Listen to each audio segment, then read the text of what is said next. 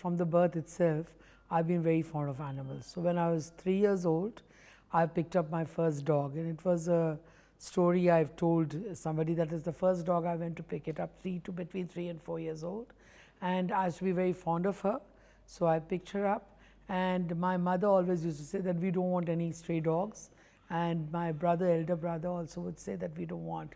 And while I was sleeping one day, they left her somewhere around, put her into like a gunny sack box, and they took him and dropped him 25 kilometers away from our home.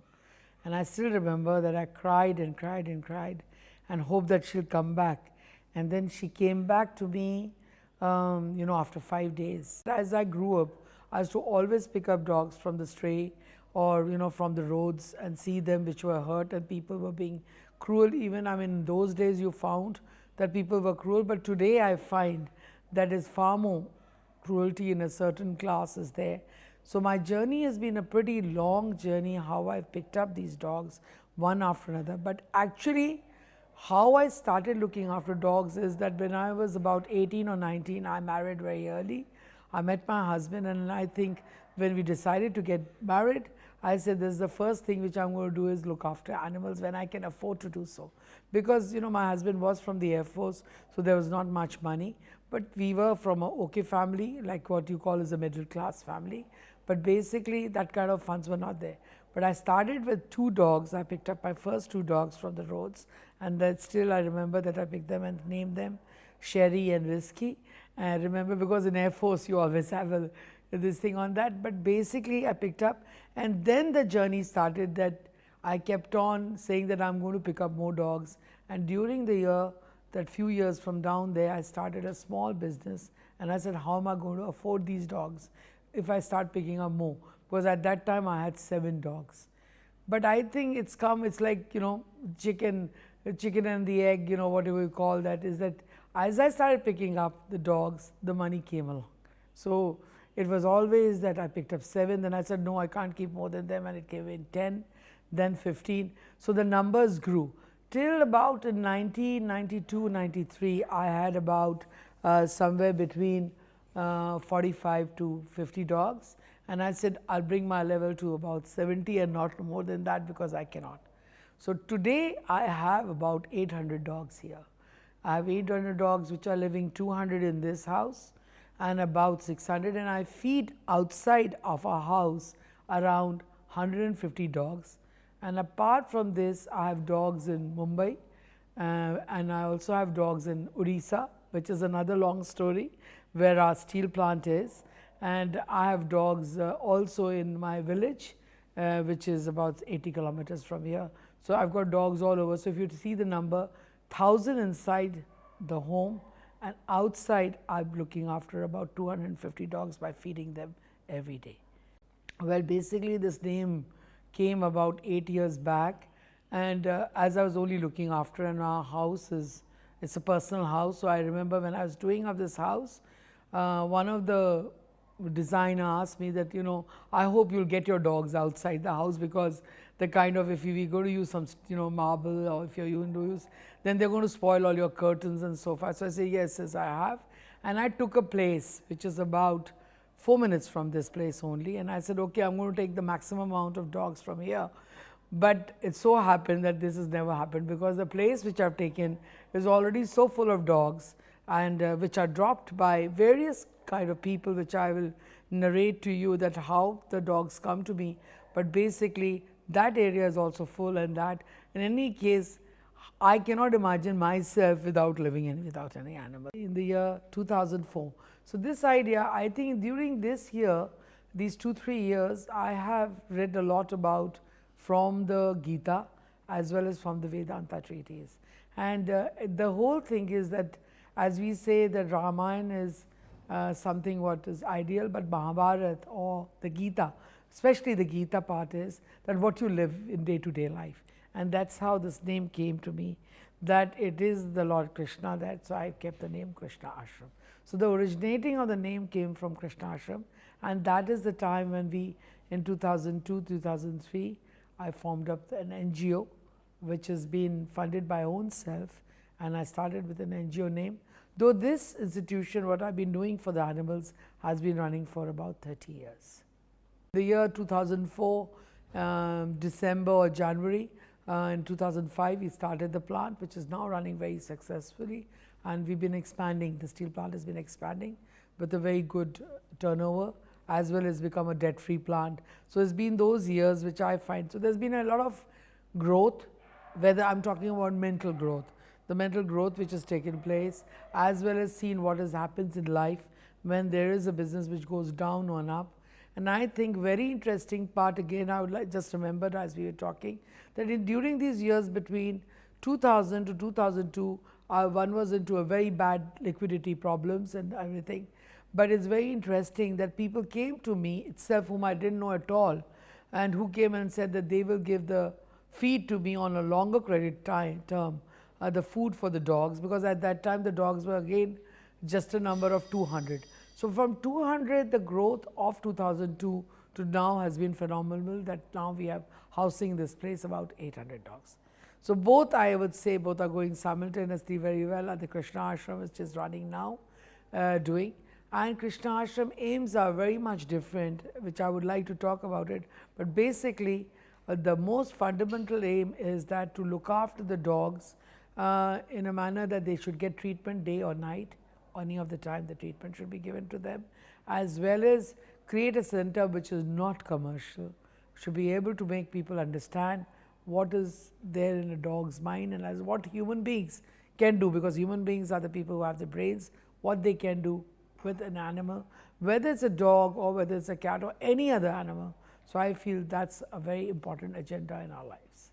Krishna Ashram started from 2003 onwards as an NGO, but in the meantime it has been running 30 years without a name.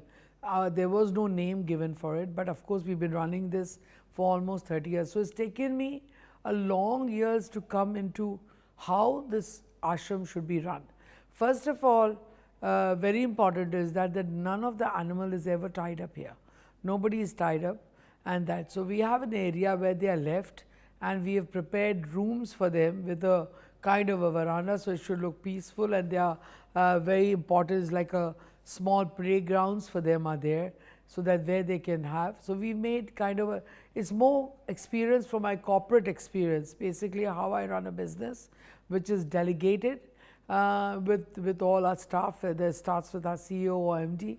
I've done the same thing with Krishna Ashram, that we've got a team of about 41 people which are working today, and which includes doctors and includes of course the people who look after the dogs and the sick dogs, but basically they are the ones who are the backbone, along with the backbone of that Krishna Ashram, and the place is there. So they have the food also, we have taken a long time to decide what is to give in the food to them. So basically we are not trying to give them any non-vegetarian food. We give them, a routine has been set with them, that when as soon as they get up in the morning, we give them a breakfast, and after breakfast they are left around to play.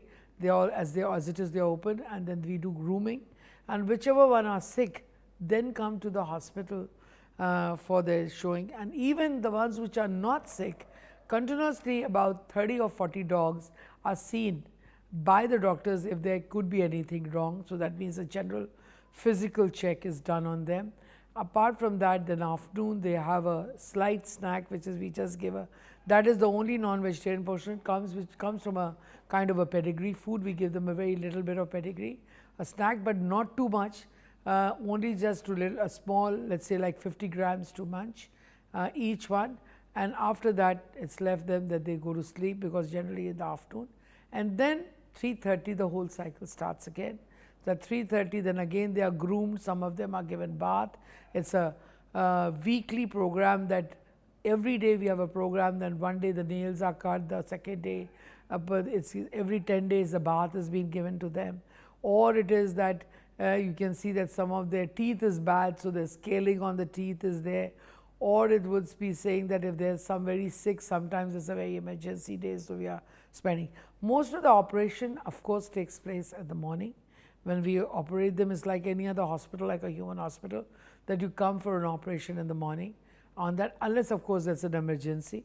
Then 4:30 to 5:30, that is the only time our dogs are tied up for about half an hour. So I would say maximum half an hour where they are tied up, because the food is given up in the evening by tied up, because then we come to know whether any of the animal is sick or not, or whether he's got his food, and also we see how much of diet he's consumed.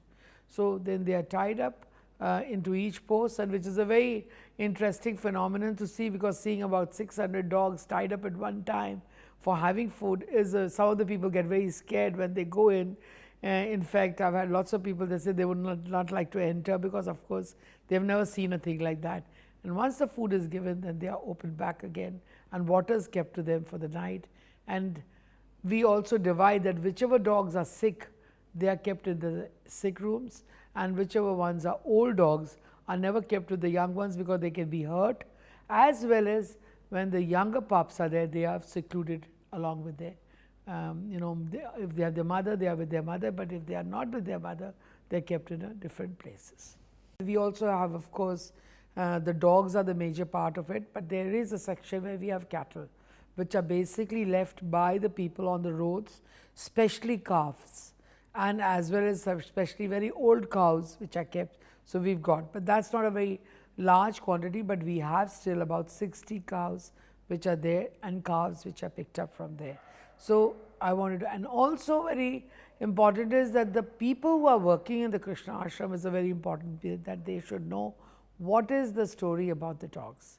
Because first of all, when we keep a new person, we have to see his nature, that is he hard in his nature, or whether he's scared or not. So basically that's the way. So once we see him, and let's say he might be good in any other job but might not be good in dogs, then we take him out and give him another job. But basically the person has to be very kind-hearted inside on that, and that's very important, that he'll be treating the dogs well, and that is there. So that's an ongoing process which we keep on having, because keeping dogs, and also to keep the dogs clean, because if you have about 800 dogs at one place, so of course there's a it's the urine on the stool or any other these kind of things. So to keep the place very clean is a very massive job, and which is done there to be kept. And also we try to give them some playgrounds with some small toys, but that can only be done by 20 or 30, but only for the pups and other people that we do. I get up in the morning, which is my routine, at about 6 o'clock. So basically I start with the dogs. So by 8:30, 2 hours is specially given to the dogs. Because they are always in about 800 population, there's somebody who's sick or somebody is very, or you also get dogs from outside which are sick. So that's the time we start early once I'm there, because I travel also a lot. And other part of my dog timing is late in the evening. So when I come back from work, which is fairly late, so between that 8 o'clock to 8 to 9:30 or 10:30, or sometimes late at 12:30, 1 o'clock also, I'm spending a lot of time with the dogs. But coming back to my business and dogs, I think both are in a way intermixed. I cannot really keep a separation, but it's very interesting. I have 3 phones.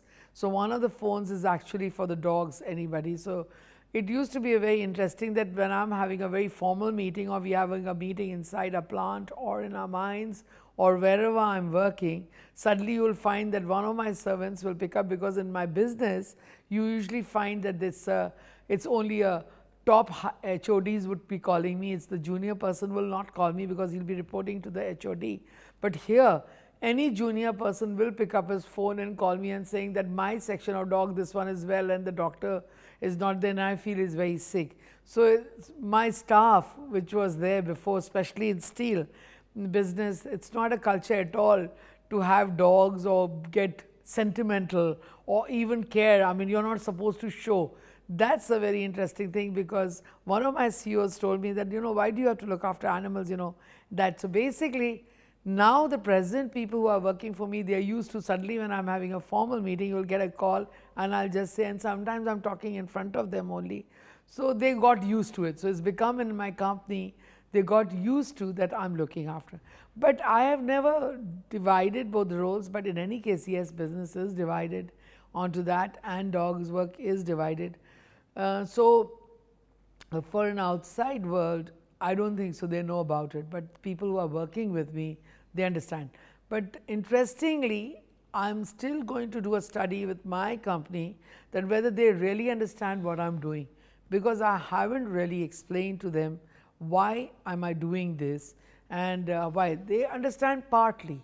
The totality of that is a process which is also an ongoing process, which I'm saying. So between the two, I would say I'm doing both the work. So even I'm sitting with the dogs in the Krishna Ashram, I'm doing my business calls, or if I'm sitting in my business, I'm doing the Krishna Ashram calls. So it is continuously intermingled. Today, people are leaving dogs in my places even without telling sometimes. I mean, and I find there are people who come from very good backgrounds or who've got money. It's the rich houses, also a a very, let's say, high middle class families. Suddenly I'll come home and I'll find there are two dogs tied up outside with their pups or something left, or sometimes just an old dog tied up. Then there are a lot of superstitions I see people have that they should keep a black dog because it brings them good luck. So they'll keep a black dog, and after that sometime they'll get bored with it because on a Saturday they must feed a black dog, and they'll suddenly leave the black dog at your doorstep. So that is one part of the story. Then there are a lot of poor people who come and who would like to leave because they cannot afford it, or they are living in some houses with their masters where the master will say, take the dog away, I don't want this dog, and just leave him there. So they would leave it. That I always like to, I'm not saying that I don't like to do the otherwise, but the other people who just leave their dogs, I feel that at least they should have the courtesy to come and tell me that, because they are so scared that I might not keep it, that they would just like to leave them, but they don't even tell them that what was their habit, whether he is the dog which bites or whether this dog is insecure dog. So we have to find out for ourselves. Of course, we have a great system which I have learned it throughout in my life how to do it, but that is that they leave it. But there are some funny reasons for people leaving their dogs, like the dog is old now. He's lived with me for 9 years or 10 years, and I think now he's old, so I don't want to look after. So that is one reason. And I feel that at that time the dog really needs you because he's old and he's been with you. But I suppose that is what is happening to our society today, that they don't want to look after either these things, so the dogs are left. But other reasons are suddenly that he was fashionable, that suddenly you have a dog which was very fashionable because it was in some ad. It's like pugs. I've recently got a pug which had some eye problem and it had a jaundice, so they just left it to the guard, one of the guards, and the guard fortunately was working for a service of one of our offices, and he brought it along, and I've got that pug now who's totally blind. So they've just left him on the road without point. Then another day I got a dog by some people which I've never met, of course some Jains who had kept a very beautiful Labrador and has been left because suddenly they found that their daughter, who liked the dog, she's gone abroad for studying, and they've told the daughter that the dog is just vanished, and they've come and left the dog on the road. It is the driver who brought that dog to me. So that way I can get numerous stories. I can tell you not one, I can tell you thousands of stories how people have left their dogs in such bad shape that I can't even imagine. So I have a Saint Bernard. I've got about 4 Saint Bernards right now. One Saint Bernard was left in the town just tied up with maggots all over, and when I rescued him, I didn't know, because it took me nearly 3 months to get him back to at least the normal way. Of course, now if you see him, you can't believe that this was the same dog. And apart from that, I can name so many others which are there. But coming back to, my husband says that I've got my eyes like a hawk, because when I'm driving also, especially when I'm in Delhi or I'm in any other city, I always pick up the dog, because I can make out from far away while I'm driving that this dog is sick. So I'll stop. Recently, it's very interestingly, a story is that I picked up a female which was standing on the road, and I told my driver, and I happened to be in a sports car. So I had to turn back, and then I came back. So I asked for this ambulance to come because it doesn't have a place to keep the dog, because it's very small, and it's a stray dog. So we found that her head was totally chewed by the maggots. So there's a big hole on the front which was going out to the brain. So we, with great difficulty we had to catch, because she was very nervous. So we had to catch her, and now she's recovering. She's with us right now. But interestingly, the people who stood around, there were about 25-30 people stood around and didn't ask me the question, but asked my man who was picking up the dog, am I going to sell their kidneys? So I mean, it's very interesting, the reactions which I get from people. So I pick up a lot of dogs, especially the stray dogs which are hit. I prefer sometimes not prefer to pick up the very young females who've given pups, because the pups are being trained, treated very cruelly. So I pick up the female as well as the pups, and I sterilize the female and still keep it. If somebody is there to adopt, we try to give it away. Not there, then we carry on with ourselves. Now I get calls from all over in Delhi where people don't know me. They don't know who I am actually, but they've heard of me. And I'll suddenly get a call, somebody saying to me, because they don't understand the kind of work I'm doing in business. And somebody saying, okay, I've got this one dog. I've heard that you look after it very well. Can I leave my dog? So there are various stories. So I try to counsel people that they should try to keep their dogs. But most of the time, I've realized when people want to leave their dogs, they just decide. So if I'm not taking them in, they either will leave them on the road or might give it to somebody else, which is probably not looked after. So most of the time I call them over, listen to the story, and then I try to take them over. But I cannot adopt all the dogs. If I do that, I'll have 10,000 dogs. So basically I'm trying my best to counsel as well as keep, or find some small adoptions if possible. But I haven't got many people yet who are taking more dogs from me, but I have more dogs which are coming into me. If we see our population in India of human beings, even 30% or 40% adopt a dog, one dog. It will be there as a friend, it will be there as also a security. It will also be it's a very good company, because when you come home, you could be angry, you could be upset, your family people could be upset, but dog is always the happy one there, trying to greet you and to be for you. So I think you need to understand that. So that is what my agenda is, to make people understand that can we stop the little bit of cruelty. And also very important is that when people drop the dogs at my house, I would like to counsel them that at least when you take a dog, then keep him with you. Otherwise do not keep a dog also, because they get attached to you and then you leave him and he is very lonely. So one story here, there was a young lady came to me, her age was about 34, 35. And she said, I'm going to get married 2 years down the line, and my boyfriend doesn't like the dog at all. And this dog was so attached to her, because she had made it a habit that the dog would be sleeping also the same bed and would be there. And I said to her that if you leave this dog, it will die. And she left it with us. So I had to call her after 1 month, and I said, if you don't take it away, it will go die, because he used to just wait every day for looking for her to have even food. So I had to really look after him so much. And I said, no, you got to take him. So I counseled the boyfriend, and they took it back, and I do hope that they've kept it with him. So that is one of them. But others just leave it and they don't bother about it. There are many I've seen that they are not even concerned on that. And when I'm talking to everybody, and I think that's what I would like to do, go through various media and channels to talk about these dogs. What usually ends up that people come and want to leave your dogs with you.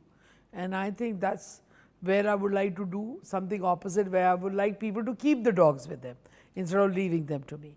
So my vision is very much that on for children, because I always find that they are the ones, if we are able to teach them, because even if you find that when parents come to my house or come to any places when we meetings or gatherings, they always tell the child, kutta hai, dar ke rehna, kaat to nahi lega. So like the animal is always a thing ki bach ke rehna. They will never say, okay, you can pet it. It's a child which is not scared. It is a parent which is scared and is stopping the child to be, because he's not inhibited about it. So I always find it's like the parent is always restricting. So I want this thing to reach to the young kids, very young kids which are there in schools or which are there, that or which will then teach their parents that there's nothing wrong to what we are doing. So because if you see, there are a lot of wrong concepts ki bhai bimari ho jayegi, bimari phail jayegi. Of course, there are certain things which are there that if you touch, the hair is there, you can wash your hands, clean your hands, but it does, when you go onto the road, it happens a similar thing, there's so much of dust and other things are there, or other bacteria and other problems are there. But basically what I feel, that my vision is that if I can go to the young children to explain not to be cruel to the animals or think to them, because they also have a life in them. So I think if I take, because lots of children like me, when I was young, I was not allowed to keep dogs. What could happen to some of the other children also, that they might like to keep a dog, but the parents don't want it. And then, usually when people say, I've kept this dog for my child, he liked the dog. But the child never will have that kind of responsibility. It's the parents which will have to look after it. So I want slowly the message go to children as well as to the parents, that I think in general, one part is where I'm focusing is dogs, but in general, that all animals need to be looked after. So if you've got a cat, you've got a horse, you've got any other animal, so basically but dogs are found so much in the streets, cats are found, let's say in Mumbai, if you go, you find a lot of cats. So in different regions, or let's say wherever the sea regions are there, the fish is there, so you'll find a lot of cats there. So I feel that if I can able to give them this message, I'll be able to do a very small part of the job. I'm sure there are many people in the world who are doing that. So from my own self, I'm wanting to teach them. Second portion, which is very important, is the cruelty part of it. So if you find a person on the street, the first thing he does is kicks it. The other person just takes a stick and wants to hit it. So I think there's no need to do that. I mean, there's no, because a lot of people say to me, oh, the stray dog outside on the street is biting. He's biting because you've been hitting him continuously. So it is the fear which makes him aggressive. It's like any human being also, when he's insecure, he's more defensive. So I find that that is a very important part to be taught, that it is not naturally biting. It is there because he's not from there.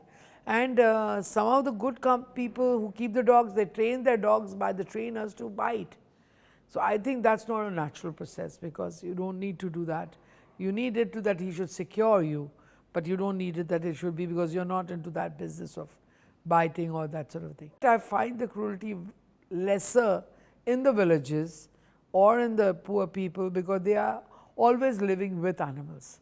But I find it starts from a lower middle class to the middle class and high middle class, where they are not used to in day-to-day life being with the animals. That's a very important point. So I feel that they need to be educated a lot more on this, that how to live in harmony with the environment, with the animals, because they are also part of your life like you are. Because you are taking everything from animals. If you take a goat, I think it's been, you have the meat, you have the skin for the shoes, or you have leather. You use every part of it, whether it's into pharmaceuticals or whether it's into, I think we are using animals too fully. So my point is that, like anywhere in the West, at least it happens in the West also. It's not that the cruelty is not happening in the West. It happens. Human nature is same all over. But very important is that at least till the animal is there living, that should be given a healthy life and try to give them safe.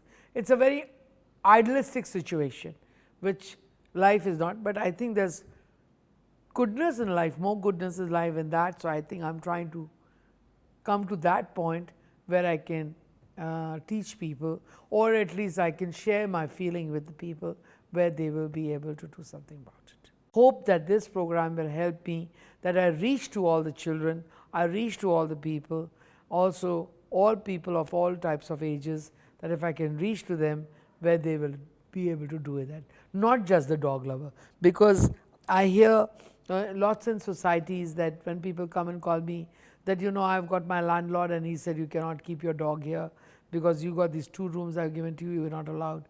So lots of cases like this also. I would like to reach to them also, that is good for you also, that if they are staying alone also, that dog can create a security for you. And I think it's also for so many senior citizens, loneliness is there, that will be also very good for them.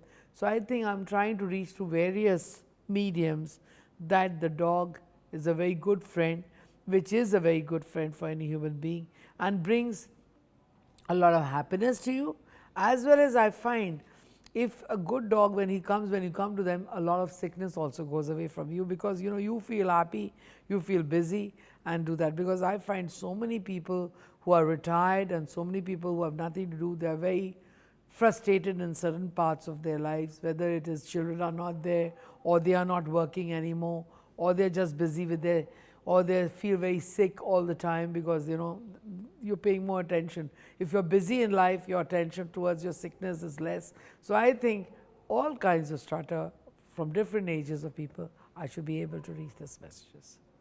Dogs can make out whether you're scared of them or not. That's the way, because it's like a horse also makes that, or a camel. They have this senses that you are scared of them.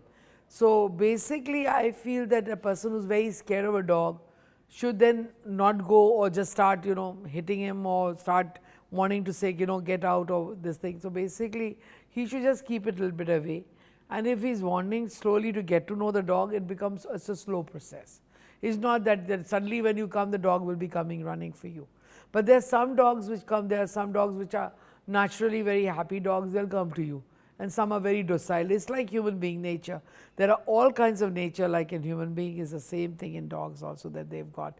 So I think that they should be, there are dog lovers who will straight away, when I go out on a street or if in a shop, the dog was just sitting there, he already comes to me and he's sniffing around because he knows that I'm there for the dogs. So basically they come to know.